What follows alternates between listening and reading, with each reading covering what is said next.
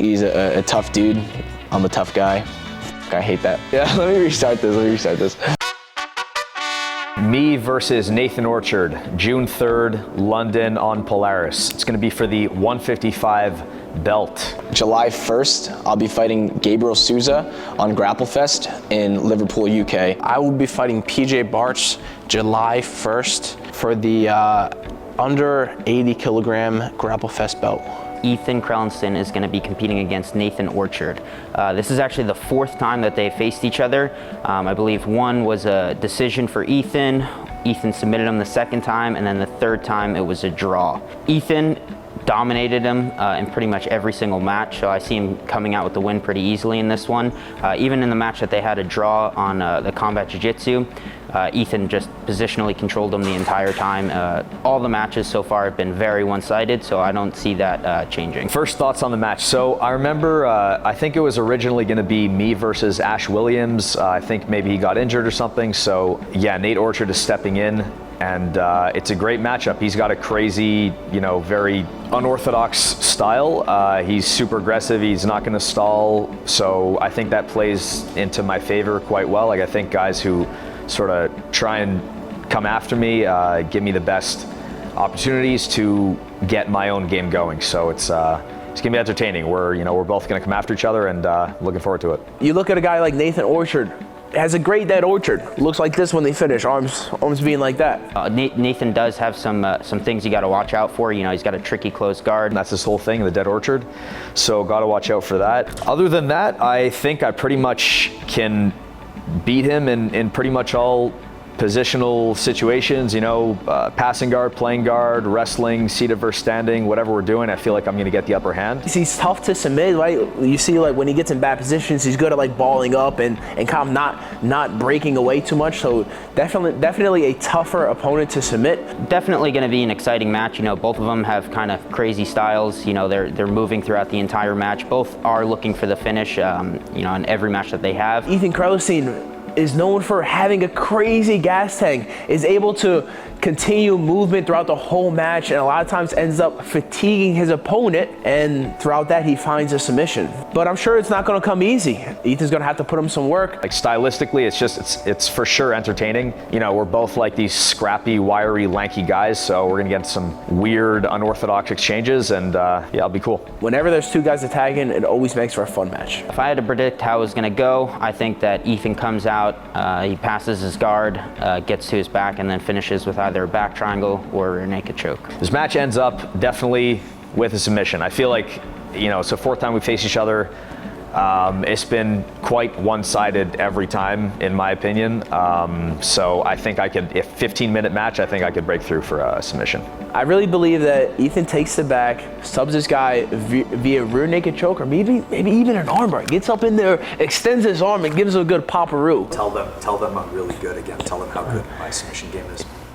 Ethan Crelinsten is louder. Ethan Crelinsten is superior submission artist. We're getting super close to 100,000 subscribers, so make sure you guys like our videos and subscribe. Grapplefest, July 1st, Mr. PJ Barch versus J-Rod, West Coast Trials champ. For the under 80 kilogram Grapplefest belt. 80 kilograms, what's that, like 2.2? 176? No. Oh shit. All right, well, first thoughts was, PJ's really high level, and it was an opportunity I couldn't turn down. He took 4th at 80, this past 80cc at 77 kilograms. Wow. On paper, it looks like Mr. Barch is kind of the favorite. They want to be on top, so it's going to be probably a wrestling match. If one pulls, I'm sure there's going to be some type of leg entanglement to maybe a potential wrestle up. So I think it's going to be a very fast-paced match. I think both guys are going to go out there, use heavy hand fightings, try to create their angles. PJ's really good when it comes to standing. He's really good with his judo and stuff. I see he's been working on his judo. His wrestling in general, he took down JT Torres, 2-time 80cc champion, so that's that's huge in itself. I'm very excited for, you know, J-Rod and PJ to be competing against each other. Two very exciting grapplers. I definitely think this is going to be a wrestling heavy match. You know, both guys aren't really known for playing guard. So I definitely think they're going to come out and initially start on the feet. But I mean, Jay is so dangerous, you know. Most of his matches he comes out and he gets absolutely wrecked for the first half of it at least, and then waits till the guy gets tired and turns it up. And you know, I mean, he had the best trials performance ever. You know, he went out and submitted all of the guys, so he's a very dangerous person to compete against, and I think Jay's going to come out with the sub. His work rate is insane. Like, he just doesn't get tired. I don't think he can spell tired. I think he can out wrestle PJ. I think it's going to be like very unorthodox. There's going to be some awkward exchanges, some weird entanglements. I think he can get a fast enough pace going to outwork PJ overall.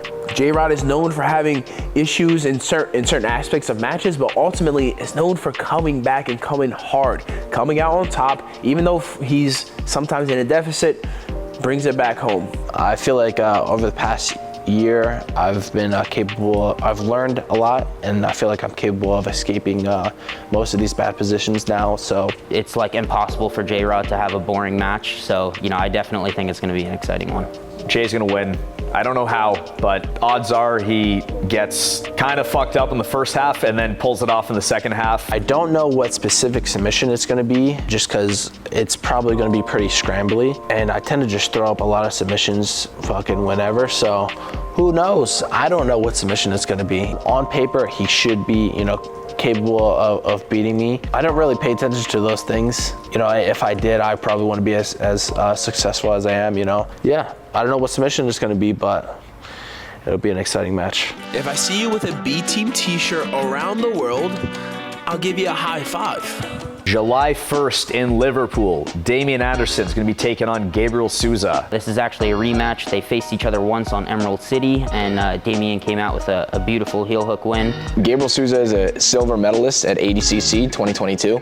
He had a full tear the past couple of years, you know, submitting some good guys, beating a lot of black belt world champions. We actually faced at Emerald City Invitational. We met in the quarterfinals of that tournament. I ended up heel hooking him from 50-50 in the last like minute or 2 minutes. I know that Damien was able to leg lock him, you know, a while back, and I'm sure that Gabriel is equipped enough to adapt in the time being, right? I'm sure he's learned some techniques, so maybe he's not so easy to leg lock. And I think because of that, this match will be a bit closer than before. Unfortunately, I didn't get the call to go into ADCC, so now we'll get to battle for who's the real silver medalist, who's really #2 in the world. How do these guys stack up? So Damien is worlds ahead, obviously, of Gabe Sousa, as Damien would say. A funny fact, he actually beat Ethan Crelinsten. I submitted Gabriel Sousa, so by Jiu-Jitsu math, I am better than Ethan Crelinsten. I think Damien's got the upper hand. I think he's just as good positionally, if not better, and he's far better in the leg exchange. I think he's going to get the upper hand there and break through with a submission. Gabe Sousa, I think, is more of a wrestler and heavy top game. And I would say the same about Damien, but Damien is also known for playing guard and leg locks, but I think nowadays he prefers to be on top. So I could definitely see it being a wrestling match in the beginning, and I think Damien's going to be trying to use these wrestling exchanges to enter into the legs again. If Damien has been capable of heel hooking him before, I wouldn't be surprised if it happened again. I think it'll be very back and forth, you know, with both guys, you know, scoring some positions on each other. But eventually I think Damien will be able to enter into his legs again and get the finish the same way he did in the previous match. It's going to be a good rematch. It's going to be exciting, it's going to be entertaining, and I think it's a big opportunity for Damien to show that he's right up there. You know, if he's going out there and beating a silver medalist, then, you know, it's clear that he belongs to the top ranks. I'm really looking forward to Damien getting his hand raised and representing B-Team Jiu-Jitsu.